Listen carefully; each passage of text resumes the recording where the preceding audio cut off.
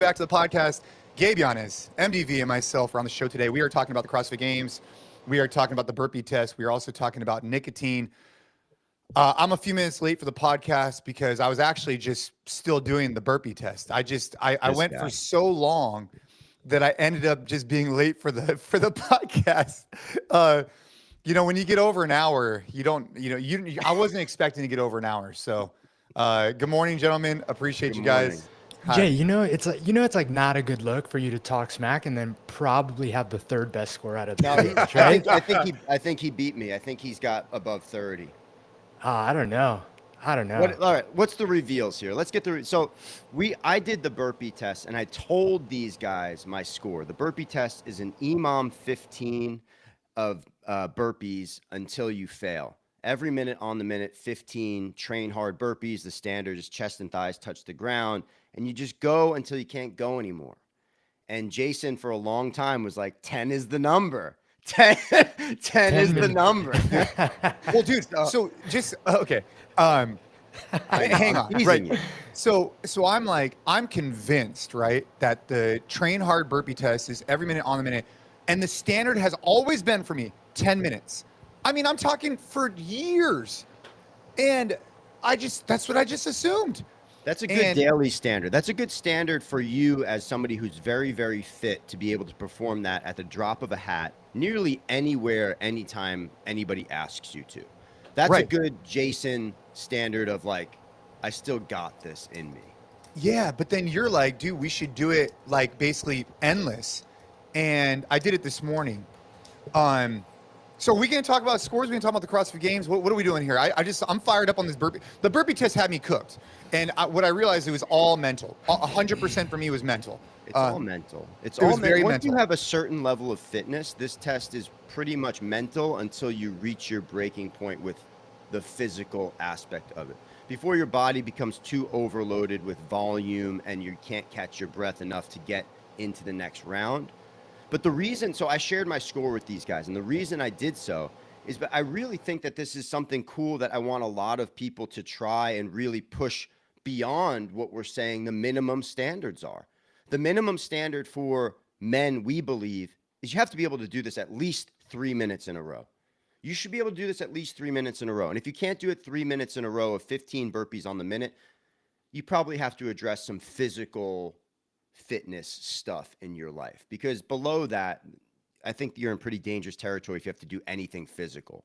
5 minutes is what we want at least all the men who are in the Train Hard community to be able to get done on a very regular basis, instant, like almost at the drop of a hat, be able to do 5 minutes of 15 burpees on the minute. And then Jason's standard for like what we really are looking for of like long-term life fitness is the 10. But beyond that, I think that the upper limit is endless. What did we get here, fellas? Because I got 31 rounds. So I'm going to hold off my score for after we talk about the CrossFit Games. I want to make sure we get into the title of the podcast. Bro. I want this guy. What? This guy is the worst, dude. Jason.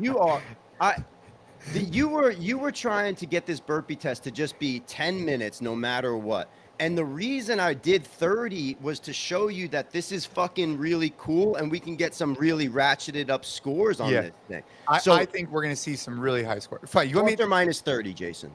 Minus 30, yeah. Okay, but you were close, I bet. I bet you were close. No. I told you. What? Wait, no, Gabe, I'm just trying to lead with I'm happy to talk about this, but I didn't want to, I want to make sure we address the topic of the podcast. That's all.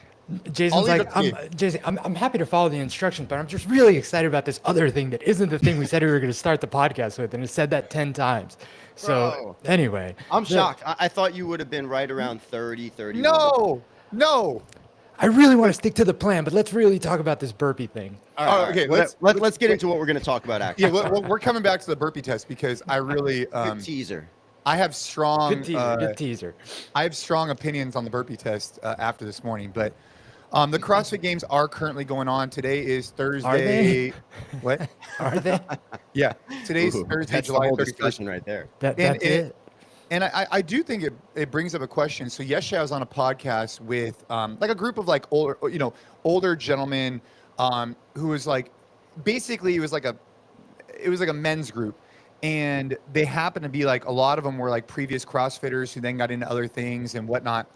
And I asked them, I was like, hey, do you guys know the CrossFit Games are going on? And one of the group did know. But for the most part, a lot of the guys did not know. And, I would ask the question, like, obviously, I knew the CrossFit Games were going on because of the affiliate council and because of a few other things. But why do you guys think, so ticket sales as of like a few weeks ago were really, really bad, which we've brought up on this show. Yeah. I don't know if they've gotten any better. I'm not quite sure. But my question to you guys is, if we're going to make the claim that no one knows, that people don't know the CrossFit Games are going on, why is that? Like, what is the reasoning there? Is it because of algorithms? Well, what is it? This is just my gut feeling on this is that the games peaked. That duck is glowing, by the way, on your hat. The games peaked when the stars peaked in the sport. So when you, Rich, Matt, and all these other guys were fighting for contention, and ladies, obviously, Annie, Katrin, Tia, and some of these people are still active competing in the community. They haven't all stepped back.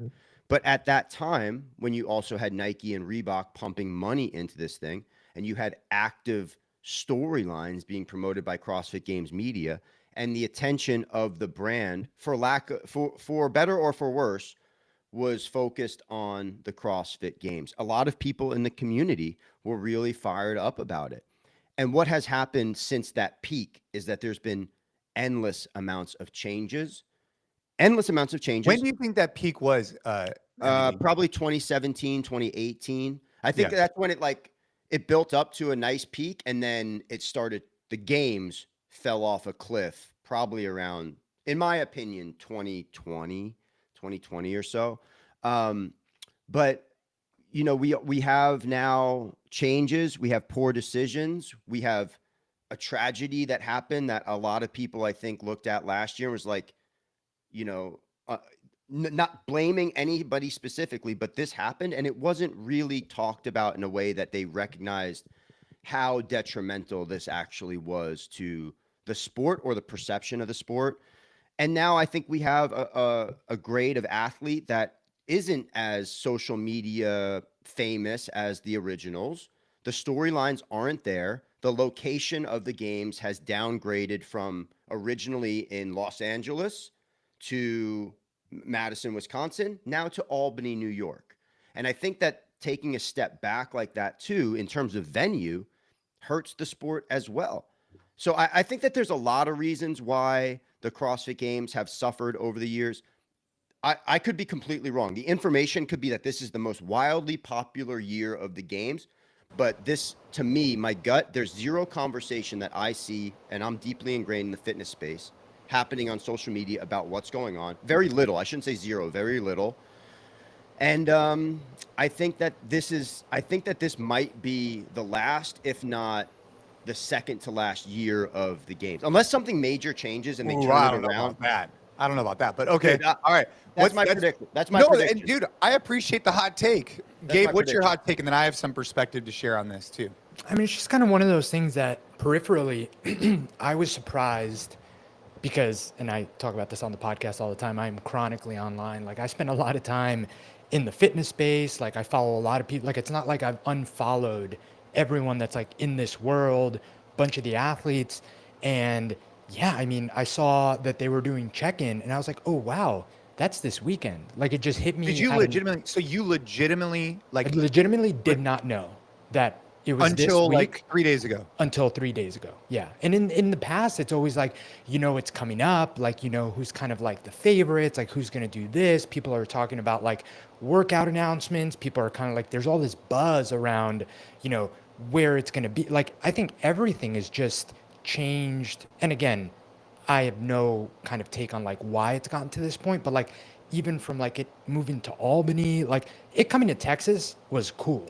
Even though that was on kind of like the downswing, like I know that there were a lot of people, and I'm not just, being all pro Texas here, but there was a lot of people that liked it to be like centrally located, wanted the games to come to somewhere where, there is a big CrossFit community and a lot of people could go now. Fort Worth was a cool location.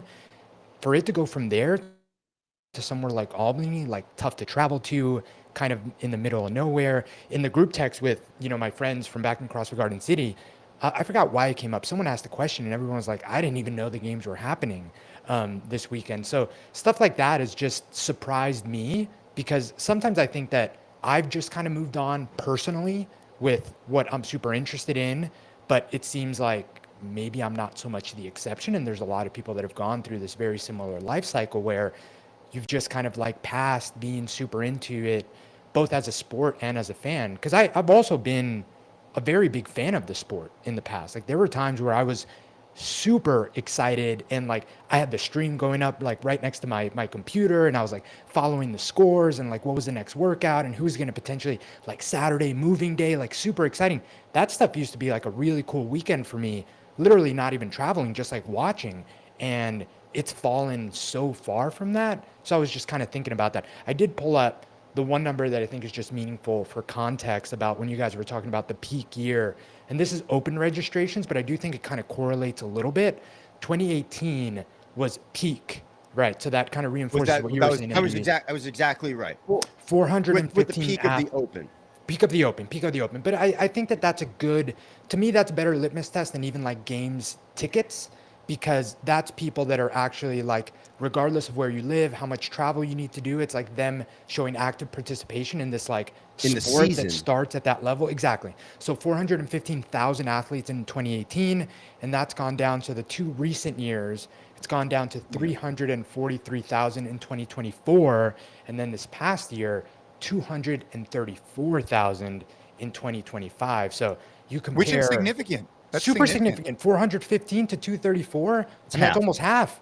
That's half, bro. But I think the open registration is telling, because that's the level of engagement. So what's interesting to me, and I'm a little bit more, I guess I'm more in tune just because of the affiliate council. And then I don't know. I knew the games were coming, but I wasn't like, so take, for example, you, Gabe, you follow some of these CrossFit Games athletes, right? Maybe the older ones, maybe not the newer ones. I don't know. But like even some of the newer ones, like I think that there are some of the newer ones that have done a really good job building like personalities that are Daniel like Brandon's a great example, dude. Daniel Brandon, but even on the guy side, like I recently like Dallin Pepper and Hopper, like I think that those guys and like the friendship that they have and the content that they do, they're super fun to follow. But like even with that, I didn't know it was coming. Yeah, and so this brings up a really good point. I was at the gym, I don't know, yesterday, the day before, talking to a group that is highly in the sport of CrossFit, like really into it, right? And so I'm having a conversation. I say, hey, how do you think the games are going? What is your perspective on this? And they said, have you watched any of the Road to the Games? I said, no, I hadn't, but I had seen that Tia's was like, did you guys hear about this? So like they did the Road to the Games. They used to do this years ago. Like I had been a part of a bunch of them, but Tia had one. I guess it's really good. I said, what made it good? And they said that there was depth. You got to see that, she has a child there. She has a business. There was depth in the conversation, into the mindset, into the relationship. There was more. But then she said when they watched the other Road to the Games, the group I was talking to, they said that there was no depth. There was nothing there. It wasn't relatable. It was just, I wake up in the morning, I eat this protein powder. I go to the gym, I come home, I recover. I go to the gym again, I come home and recover. Take my protein powder. This is what you need. And there's that lack of relatability to the modern day athlete. I hadn't thought about it through that lens, but hearing that from someone who's really into the sport, just saying like, dude, there's nothing for me to hold on to. Like, yeah, I get it. You go to the gym, you work out, you eat right, and that's who you are. But there's nothing more to the story. And I think that the athletes need to share more of that, and CrossFit does too, to have that level of connection that we used to have back in the day. Right? Well, the CrossFit Games media was a big proponent or a big component of what made the CrossFit Games popular. You had media directed at telling stories about athletes, creating storylines, creating movies, creating stars. You had big companies putting marketing dollars behind people, seeding them nonstop with footwear and apparel, putting them into, regardless of whether or not you thought that all the decisions that Reebok and Nike made when they were promoting CrossFit were great. You had things like the Guinness Book of World Records. You had, athletes training on top. Super Bowl commercial. Super Bowl commercial, athletes training on the tops of world famous buildings, like all this, like a lot, athletes traveling all over the world, cameras always on people. It was part of the marketing engine, not only to promote the CrossFit Games, but to promote the products that the athletes were wearing. And I disagree a little bit with the fact that the athletes are less relatable now. I think the athletes have a little less star power and notoriety now for some of the reasons that I just mentioned.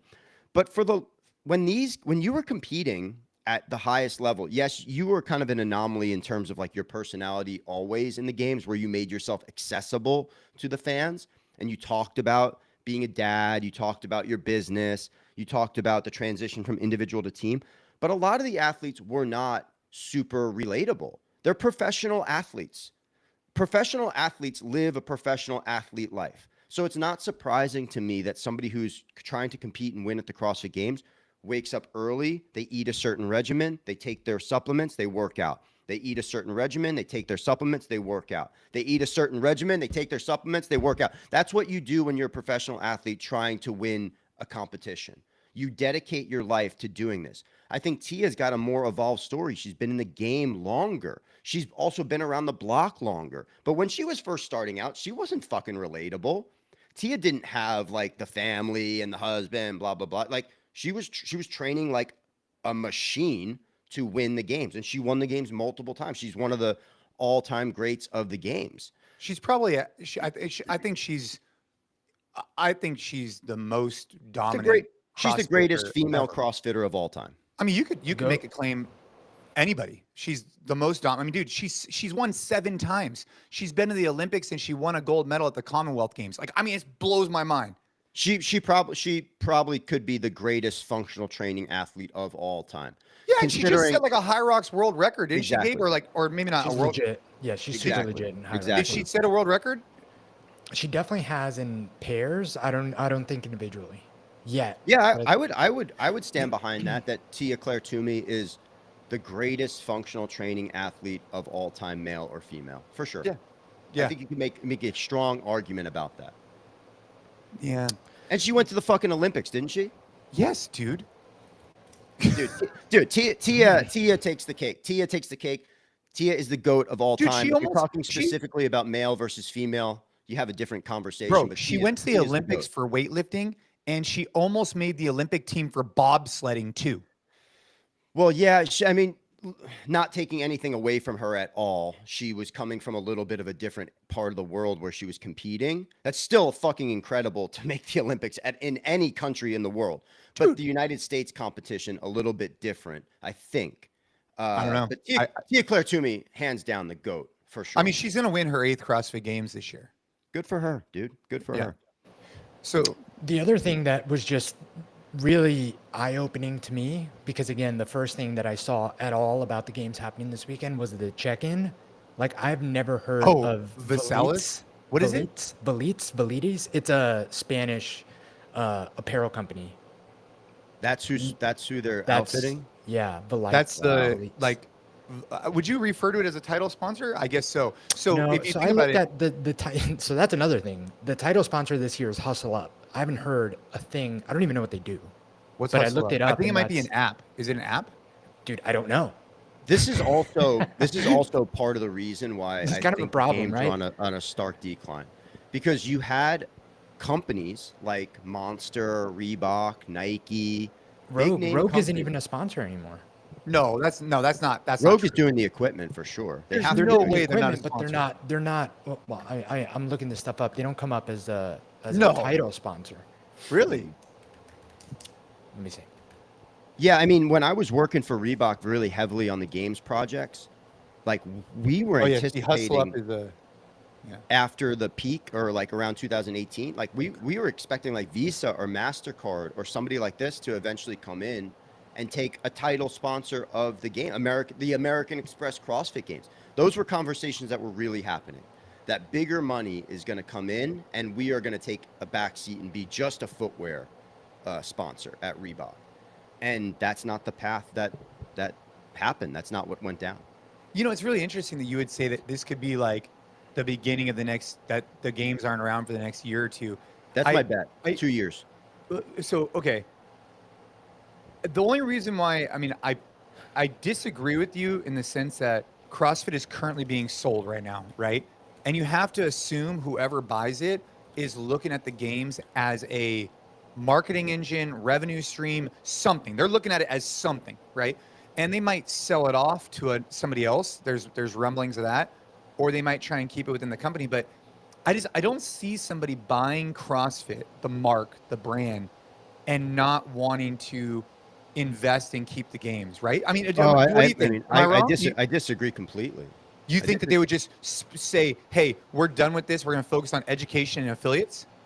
That would, if I listen, I don't have the money to buy the CrossFit mark, but if I think that there's a strong argument to be made that decoupling the sport of fitness from CrossFit, the methodology, is the right move to sell the competition to somebody else who is going to put on the world's fittest athlete competition, and then focus on training and focus on the affiliates and focus on getting people into the methodology in a way that doesn't equate it to people looking like they have to be Greek gods in order to do the thing that they're doing. But are you saying that the CrossFit Games might be rebranded? Because if that's the case, I could agree with you on that.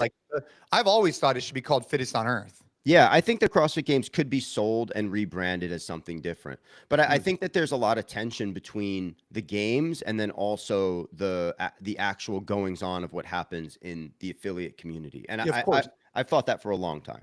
Yeah, there's always been that. Now, one thing I will say is that CrossFit, as of today, the sport of fitness, I think the athletes have the most opportunity to make money ever in competition. Now, I can't say that for sponsorships, but they have a lot of opportunities throughout the year now to make money.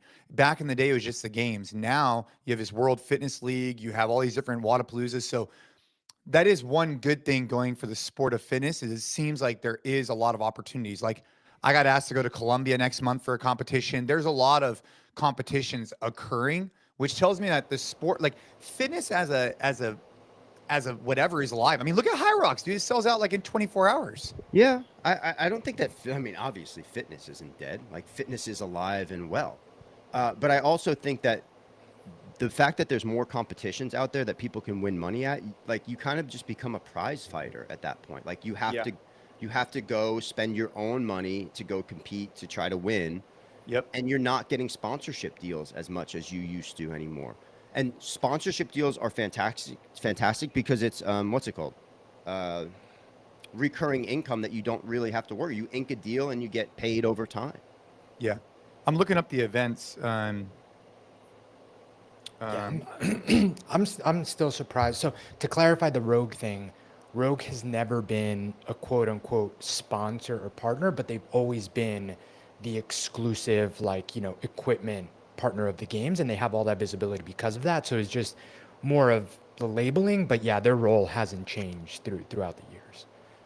Just to clarify that. Obviously, they're still involved. Obviously, all the equipment, there's going to be Rogue everywhere because they outfit everything on the floor. They've just never been, quote unquote, like a sponsor.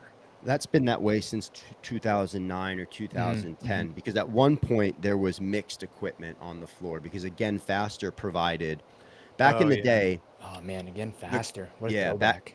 Back in the day, CrossFit reached out to both Rogue and Again Faster, and Again Faster provided like the boxes, some of this other stuff, and blah, blah, blah. And then Rogue provided the barbells, the gear, and all this stuff. And then they made a decision that it was going to be exclusively Rogue, top to bottom, and then Again Faster. That was also kind of the death knell for Again Faster, in my opinion. Dude. Well, I think what the most interesting thing is just how social media and your interests, like, you could still, it's really interesting to me how people who were so into something don't even know it's existing. I mean, I guess the same thing, like, dude, I used to be really into X Games, super into X Games. And like, now I couldn't tell you anything about the X Games. It just kind of, I don't hear anything about it, but if it comes up, I would love to watch it. Like, I think the X Games is cool, but it's just no longer like constantly in my face. I'm not seeking it out. And maybe a lot of people just aren't seeking it out, and that's why they're not seeing it. But we'll see how the weekend goes, man. I want them to be successful. I hope they are. Yeah, it's a little bit sad. It's a little bit of a bummer for me, just because it's it's this thing that like, even though I'm not invested or interested in like the biggest fan, like to your point, I would love for it to still be popular. I would love for there to still be like sold out stadium and so much popularity and these athletes making a killing because everyone loves watching and loves attending. Like I remember very fondly like the years where I was a big fan and was super into it. So it is kind of a bummer to see empty stands and kind of like things go south. So I do hope that they do really well. That's not trying to like bring negativity to it. It was very surprising though, just how little people know about it. Kind of a bummer though. Well, I mean, the overall brand has suffered over the past few years too. It's not just the CrossFit Games that have suffered. You at one point there were 12 or 13,000 CrossFit affiliates. That was a number that I knew because of my time working at Reebok when we were looking at how could we interact with these 12 or 13,000 affiliates. That number is less now. That number is probably below 10,000. Oh no, it's definitely below 10,000. Well, then then this is kind of. But they also tripled the affiliation fee, which I think caused a lot of that attrition. But if you're saying that you're, for whatever reason, your core base has shrunk a strong percentage, then it's obvious that the most kind of niche part of what you do is also going to shrink because you're making all these changes. You're not getting influx of new people as much into it. And it takes time to indoctrinate people to be fans of this thing, to understand the sport, to understand the athletes, to understand the difference between this is what we do in the gym versus this is what they do on the competition floor. So it makes complete sense to me with all the other stuff, the loss of the major sponsorships, the decision making. And again, I'm not in the fucking seats that these guys are in when they're making these decisions. I'm just commenting my opinion on what I think I see. And like Gabe said, it is sad because at the pinnacle, dude, the CrossFit Games are so fucking cool, dude. Josh Bridges hopping up on like the barrier at the end of finishing a workout and screaming at the top of his lungs. Bro, those years were insane. Chasing the barbell into the stands. Bro, the burden run going into the soccer stadium was like so epic. It was so epic. I mean, and the tennis stadium at Home Depot Center was so loud. Bro, so loud. Insane venue. I would train to get ready for that in a racquetball court. I would play at the most excessively loud music I could find. It would be obnoxious. I would try and make it so I couldn't hear you speaking next to me from like 2 feet away. I would do a workout and then I would have the person no rep me. I mean, this is like how I trained for it. I would have them no rep me and have me learn how to communicate with them because I couldn't hear them. Like that's how loud it was at the tennis stadium in Home Depot Center, man. Dude, the venue at Home Depot Center was unrivaled for the CrossFit Games. So you're doing this thing in what it's like LA, the greater LA area. Everybody's fit. Everybody's there to have a good time. It's a party nonstop. The sun is shining. You have this sprawling campus where fitness is happening all over.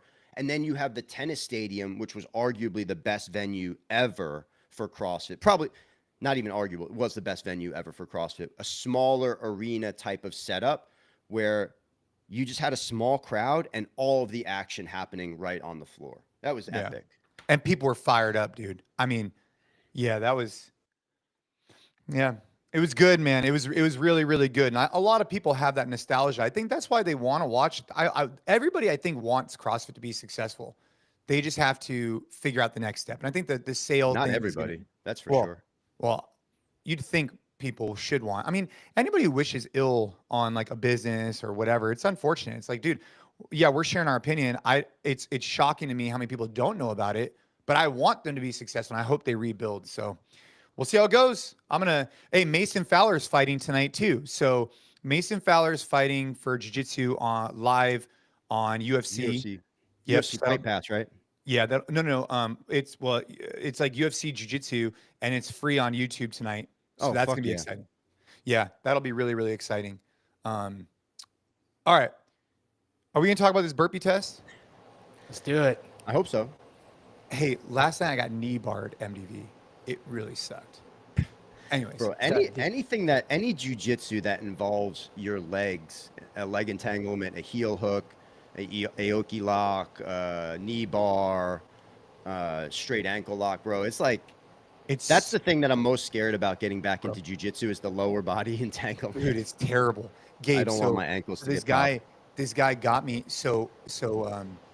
Like you could be on top and feel like you're actually in a pretty good position. And then someone could be underneath your legs. So they're grabbing underneath your legs. So now they have here, and then they wrap basically their legs around your other leg and they extend out their body and your knee gets basically hyperextended. And it just they're arm barring your knee. Yeah, but like you don't see it coming and you feel like you're in a pretty good position. You're like, yeah, dude, I'm going to kick this guy's ass. And then all of a sudden it's like, whoa. Anyways, all right, back to the burpees. That's the thing about lower body entanglements in jiu-jitsu that's different than, I believe, the upper body. The upper body, you can kind of feel things coming sometimes. They don't come on as fast. You understand the setups a little bit more. But when when four legs are entangled and somebody really knows what they're doing underneath you, bro, if you don't know how to defend yourself or at least like limp leg and pull your leg out and get the fuck out, you're done. You're cooked. Your leg is cooked. Cooked. Luckily in my weight class, very few guys attack the legs, but this guy, he was a really advanced black belt technically, and he got me. So this burpee test, I wake up this morning, I go through my normal ritual. As of recently, for the last, I don't know, for a long time, I've been diving into faith. We've talked about this, at least Gabe and I have talked about this for a while. I'm like over halfway through the Bible right now. I'm almost done with the Old Testament. I'm through the Old Testament. I've been reading it every day. So anyways, I'm getting in my faith work, dialing in my mindset, and then I'm like, shoot. Like my day's starting off great. Everything's good. And then I'm like, damn it. I am podcasting with the guys today, and I owe a burpee test. I was like, I hit bench yesterday. This is not right. I haven't had my pregame fuel. It's early in the morning. I got to go take Ava to swim before I podcast. I have no time. This is crazy. The excuse counter's up to 3 in my head. So far we have BJJ leg lock, chest day yesterday. Yeah, just hit the excuse counter. Keep going. We're at like 3 so far. So I'm like, all right. 4. So, my neighbor works out with me every morning. And so I text him. I'm like, hey, bro, get ready to lock in and bring a sweat towel with you. It's going down. He just writes back, oh, shit. So anyways, comes over. We warm up a little bit and we get right into it. I want to acknowledge the fact the burpee test, there is definitely a learning curve in terms of positioning and your breath work and like how to perform the burpee most efficiently. So if you're listening to this, you're like, dude, I want to go try the burpee test. Your second time around will be way better than your first time around because you'll learn how to be efficient. I did not do as well as I wanted, and I broke down mentally, and I will reattempt this. I got 23 minutes, and my goal going into it was 20. Full disclosure, because dude, I was convinced that 10 was like the holy grail. And then you get 31 and I'm like, okay, well, 10's obviously not the holy grail. And so I get through 10 pretty easily. I get through 15 pretty easily. I have a question there though. Yeah. This is really interesting. I probably have a similar question. How can you think that 10 is the holy grail when you finish 10 and you feel the way you feel? Well, what I meant by a holy grail is like, dude, like, yeah, like, like I think for the average guy who's training, 10 is a great number to know that you can do, and you shouldn't be completely cooked after it.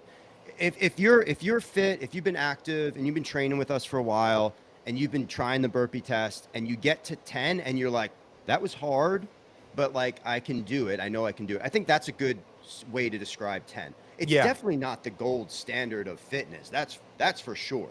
We've already understood that it's not the gold standard for fitness. But for an average guy who's training, you should be able to do it I don't want to say fairly easily, but like it's going to be tough, but you should be able to do it.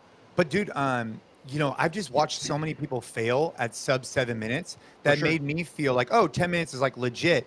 Danny actually had a good technique today. So he really wanted to get 7 minutes. It didn't quite happen for him, but then he did every other minute with me as I went along. So that was kind of like a cool technique. Danny, your neighbor, or Danny Nguyen? Danny, my neighbor.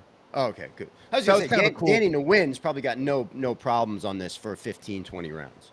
Yeah, hopefully. So, Shout out so anyways, Danny I get 15 rounds in, and I look at Danny, and I'm like, bro, for sure, I got 20 minutes. I knew at 15, I for sure had 20. I got through 20, and dude, I just like, I think I told myself, hey, I want to get through 20, like, and then I just kind of held on a little bit, and I was like, all right.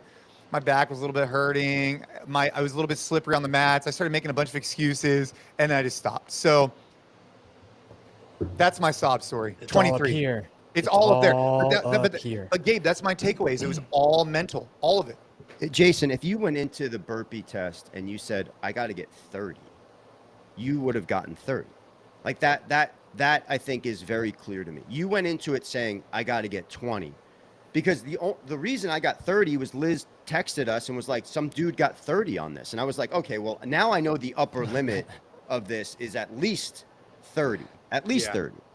And then when I got 31, you guys now know the upper limit is beyond that. So it's not surprising to me that my boy Gabe, who is a monster and certainly dialed in between the ears, I'll let him reveal his score because What'd you get, Gabe? Damn good. 36.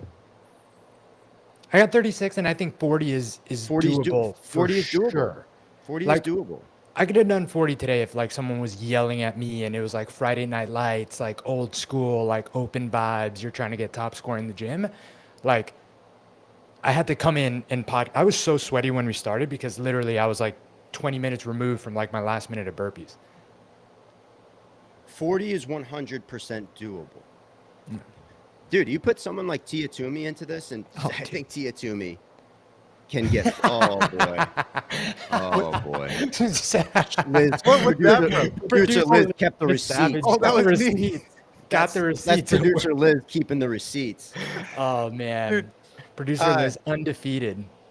Jason but my perspective on this is that it wasn't like my chest. It wasn't anything. I think if I were to do it again, I would have had a sweat towel with me because my mat got really sweaty and I was going barefoot. So full slip and slide. Yeah, I would have had a towel with me for sure. And then that doesn't. Okay, fine. Yeah. Okay. All right. You're clicking the excuses, and I would have mentally told myself like, dude, we could do 30. I think you're right, MDV. You should have told yourself 30 was doable going into it because the score had been established. Dude, this is a really good example for everybody in life, though. 10 has always been like the upper echelon. Like, dude, you're legit. And then all of a sudden, I'm like, all right, well, if 10 was always legit to me, if I double that, I feel like I'm winning. But now I could triple it. 10 is legit. I'm not saying 10's not legit. 10's super legit, for sure. 10 is legit. Dude, I would dap up anybody who got 10. I'm dapping up anybody who gets 5. I'm dapping up anybody who gets 3 and is trying hard. The whole fucking cool part about this test is that wherever your fitness level is at, there's going to be rounds in which you have to make a decision. You have to make a decision about whether or not you want to continue on and really try, because when I stopped my 31st round, I had 10 seconds, 7 seconds left on the clock. I could have gotten a 30-second round. 99.9% sure I could have. I didn't. I broke mentally at that point. And no matter if you get 3 rounds on this, there's a certain level of fitness that like you have to have, obviously. If you might have to reduce the numbers on this a little bit if you're just starting out, maybe try 10 a minute. And that's what I was going to ask you. What do you think would have been better? So take, for example, Danny this morning. He's like, I was like, hey man, do you want to try and like go 10 and just stick with me and see how far you can get? Or do you want to go 15? He's like, no, dude, I really want to know how far I can get at 15. It's important. I said, great, let's do it. What do you think's better, dropping the number or just saying, dude, I only got 2 minutes? Both. They're different. Yeah, it depends on the goal. I think every now and then you just got to see like what's doable so you can retest that in the future. But if he's trying to get more efficient at the burpee and efficient at like that type of fitness, like we were saying before, again, like there's so much proven science behind 2-to-1 work to rest. I mean, we talked about this with Hinshaw. Like 40 seconds of burpees, 20 seconds of rest is what I would recommend for anyone that's trying to like train for getting better at something like this. I think that that's a really good sweet spot. And that might be 5 burpees, that might be 6, that might be 7, whatever that is, 40 seconds on, 20 seconds off. And that should allow you to get into that 5 to 10 minute range, regardless of where you're at fitness wise, because you're actually scaling the number down to where we are, which is around 40 to 45 to 50 seconds. That was my max efficiency. I started off this workout between 40 and 45 seconds for 15 burpees, and I held that for into 20 rounds, like into the 20-ish rounds, and then it got degraded from there. Yeah. I mean, do we take into account body weight here? that one's like I just wanted to see you do that, MDV. That one's like we need double digits. We need know what we do. We need one more excuse to get to the double digits here. Jason's on double digit excuses. Let me ask you guys a question though. I think we need to clarify one thing about the standard because I did a mix of both. Yeah. I'll have video to show you guys. What's the call on the one single leg step up instead of both feet up? It's fine. Oh, fine. It's fine in my opinion. As long as you get down to the ground, your chest and thighs touch, and you get back up to standing. But dude, you were able to do a single leg step up and keep your time where it should be? In the early minutes. In the early minutes, I could because I could do them a little faster. In the later minutes, I actually had to do 2 feet. I wouldn't have finished in time if I kept doing the single leg step up. But so I think you dropped back and then stepped up with one leg, right? Yes. Yeah. Alternating legs. It's not it's way less efficient. It actually takes I think more energy to do that. It felt a little bit more. It felt a little bit more like I was keeping my heart rate down again in the beginning, but it was definitely taking a little longer. Yeah, it takes longer. I think it's less efficient. I mixed in like 4 or 5 reps like that just to see. And you were like, no. And I was like, no. I have to go back because I was like, this is not going to end well for me. I only did it early on. I think we really need to note though, when you go and try this test, there is definitely a learning curve. And I just want to make sure that we as a team recognize that. The reason why, obviously we have different degrees here and I'm going to try and get 40 at some point. But the point is that like Danny, my neighbor, is doing it with me. And he started observing that there was just like little things that I was doing that he wasn't doing. Like he would stand back up and then like do like a double reset. And he said that he would watch me and how I would just kind of find my position and drop back down. He's like, those little nuances, they start to add up, not only from a time perspective, but just an energy expenditure. So if you're doing this for the first time, like take it smooth, take it simple, and know that you will get better week over week over week. I don't know when the next time I'm going to do max rounds is though, dude. I mean, like that just sucked, man. It sucks. It sucks. I felt mentally weak. That's why it sucked, because I felt like I was mentally giving up and that bothered me. Well, do you tap to pressure ever, Jason? No, just be better. Pressure? I know. I just got to be better. You tap to pressure on the mats. Come on. Mason Fowler, next time Jason is rolling with you, I want you to smother Jason until he taps to the pressure. I've tapped to pressure before. Phil Schwartz, shout out Phil Schwartz. The worst fucking tap of my life, bro. It's like you have somebody's belly, sweaty belly on top of your face. That's what it felt like when you reached the end of the burpee challenge. It is really interesting. We were talking about this, Jay, before you hopped on. I'm always interested in this stuff. I geek out about this stuff, but like thinking about the physiology of the test is so interesting, because it does go from easy, like you're like, hey, and this is going to be relative to everyone, no matter how, what For sure.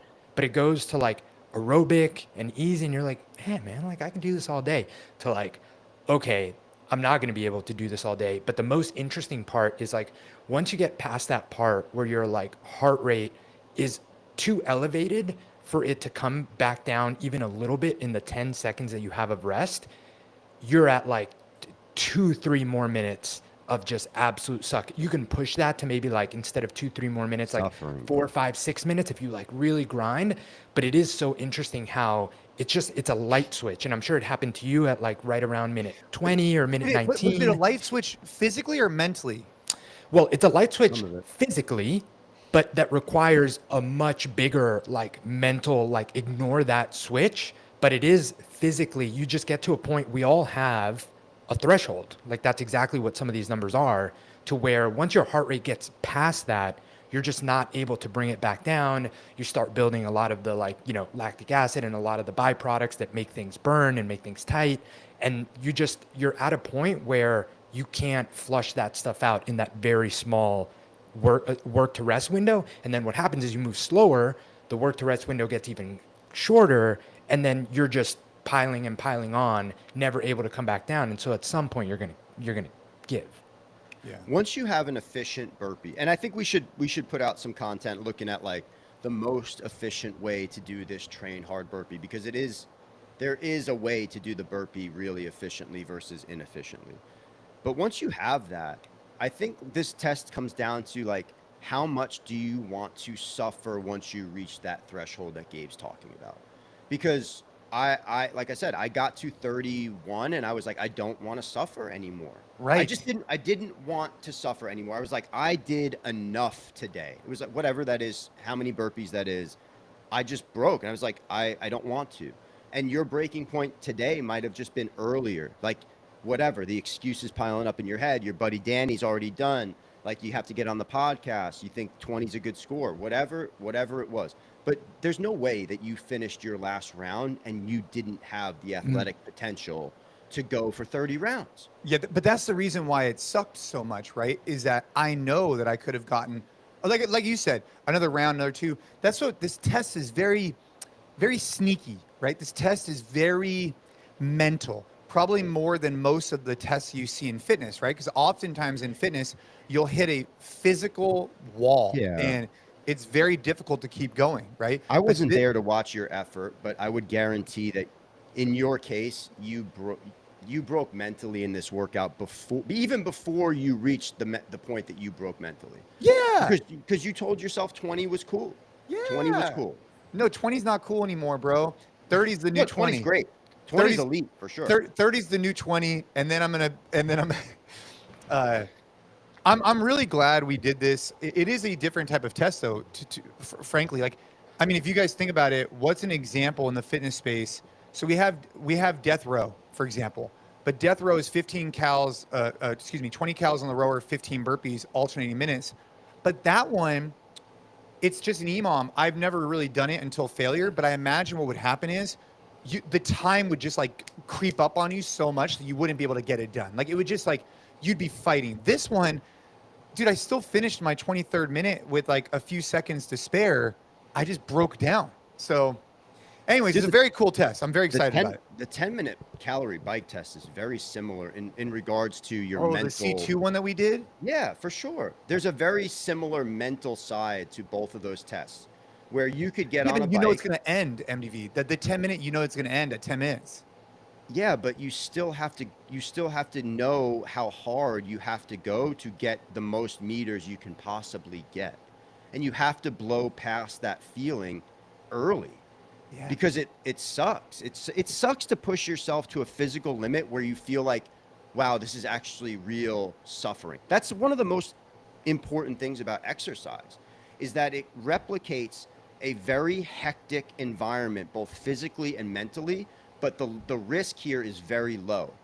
If you're fit and you've trained and you're not in certain health conditions and your heart and your lungs and all that stuff is good and you can push, this burpee test is a great place to see where you break.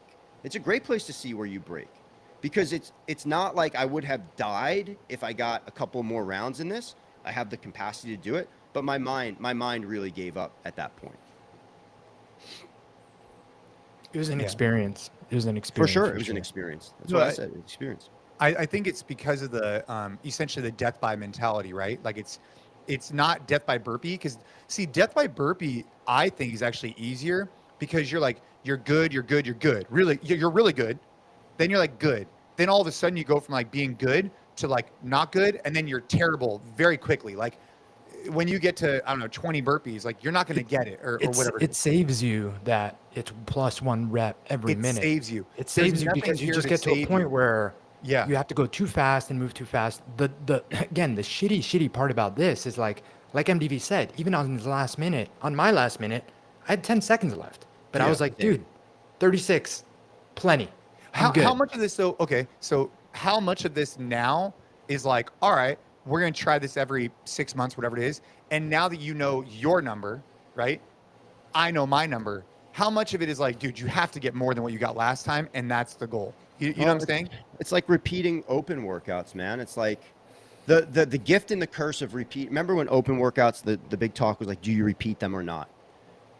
You know that you can probably get a better score in the second time you do the open workout. A workout that you've done that's challenging, that you learn something from, that like you understand where your physical capacities are, you understand how to game it a little bit better, you know what other people got, and now you have to face that thing again. The hard part about facing it again is knowing how hard you have to go to get the same or better score. So the next time I do this, I'm going to be I'm going to be shitting my pants knowing that if I don't get to 32 or 33 rounds, I'm like, man, unless I'm having a super off day, I have to push myself a little harder. I know where my threshold is on this workout now. That's the worst part about stuff like this and repeating it is like, you would do anything to get back to minute 30, minute 20, minute 35. Like you just want to get back there because you know that you could do more and you want to get back there. The problem is getting back there. The problem is getting back there. Yeah, I feel bad. I feel bad for you guys. I mean, for me, I just got to get past 23. I mean, Gabe, you got to get basically, you got to allocate an hour to this damn thing. I don't have to do anything. Jason, you have to break 30 rounds. Like you have to break 30 rounds probably within the next week or so. Yeah. I'm not kidding, bro. Jay, you can't come on the podcast and say this is the best fitness test ever invented and that you're late to the podcast because you're still doing the burpee test and then come in here with 23. You just can't. Jordan. These guys. I'm giving you a hard time, but I really do think it's an important lesson for all of us. Like I broke at a certain time when I could have gotten a little more. I think you broke way earlier than your physical capabilities would have allowed you to get. You broke 7 or 8 rounds earlier than physically capable of doing, for sure. All right. And that's a compliment to you physically, but mentally, I think you learned something in this burpee test that you probably weren't expecting to learn. And, you know, like, I mean, Jay, I give you a hard time about this all the time, but honestly, in your defense, dude, I think that, like, for someone that has just gone to the places that you've gone for as long as you've gone, like, I would never want to go back there. I think that your body just naturally just like won't go there anymore because honestly, you don't need to. Like, we're giving you a hard time, but like you having the best score here or going like, you know, into like true RP 10, like CrossFit Games mode, it's just ego, right? Like that's all it would be. It's not going to help your fitness. It's not going to help you be a better dad, better father. I mean, we can talk shit as friends and like, sure, that brings out a little bit of competition, but like 100% honestly, dude, in your defense, when you've been in the trenches that you've been in and the places mentally and physically that you've been in for like a decade to be the fittest on earth, like I could completely relate to just like, dude, I don't need to go there anymore. Like you almost like as a defense mechanism, turn that off unless you really need to, like on the mats and something that really matters to you. So I do think that there's something to be said about that.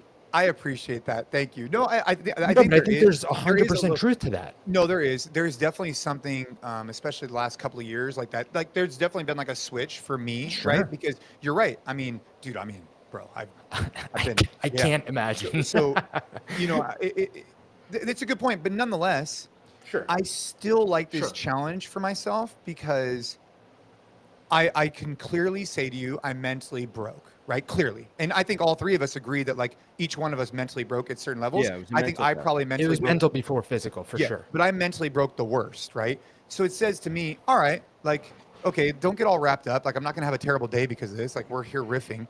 It's not gonna affect who I am or my day, but it is a good learning lesson for me to say, all right, well, I'm gonna do this again. And now, what the best part about me not doing that great is that now I have an opportunity to go and achieve more. And that'll just build up my confidence even more, right? So for sure. For anybody who's going to go take this test, dude, like I'll give you a game. Danny, he got 5 minutes. He's going to get 7 next time. And dude, he's going to get 7 minutes next time. And that's a 20-something% increase. Like, I mean, like all I'm saying is like, bro. Dude, I echo everything Gabe said about where you've gone physically, the things you've achieved. Obviously, we're three guys who talk about fitness for a living, giving each other a little bit of shit on this podcast. I do think it's important though, like you are going to compete at Master Worlds. Yeah. And I think jiu-jitsu exposes this thing very early for people. Dude, there have been plenty of times in jiu-jitsu where I want to quit because I'm so fucking exhausted. I'm so exhausted. And you just got to fight to the end of the round.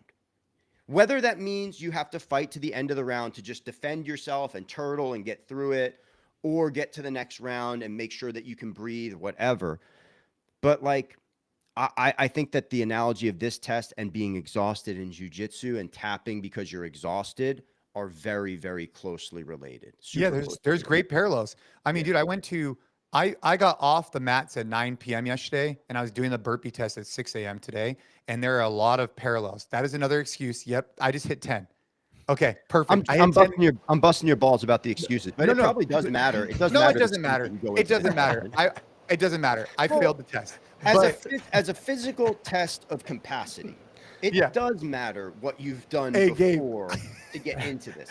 It's Gabe, I just wanted to get the 10. I got the 10 excuse. I have to hit the double digits. Wait, did I tell you what I had for dinner, though? No, I'm just kidding. The king of cheese. The mango. Are you still one with the mango? Oh, bro, the mango. The one. Oh, you didn't have enough mango before. That actually could have been. That could be true that you didn't need enough mango before doing the burpee. I needed more mango. For whatever it's worth, I did have a drink with me the whole time, and I was drinking the whole time. Okay, so now, all right. Well, we didn't put into the rules if you're allowed to have carbohydrate replacement during the test. There's been in that book that I read and shared with you guys, there's been a lot of studies on just like the having something in your palate tends to in many studies has shown people like increase their FTP scores on tests and VO2 max tests. That's what those Zins are. Zins, baby. No, dude, the Zins. Setting us up for the next podcast. Again, nicotine's getting the boot again. Yeah, we were supposed to talk about nicotine again, and we're coming up on the hour. So the burpee test conversation had to happen though. It's so good, and I'm so excited, dude. Again, I'm watching people are tagging us on social media doing it. This is cool, man. All sorts of people doing it. It's cool. I love it. It's a few reasons why I think that this is cool. I don't think it's. I'm gonna conflict with Jason here. It's not the best fitness test of all. No, I mean, bro, that clip we used on social media. That's a little tongue in cheek when we say it. Like, I know. It's a little tongue in cheek when we say it. But the cool parts that make this really amazing is you literally need no time and no space, very little time, very little space, very little training, and the movement is pretty simple.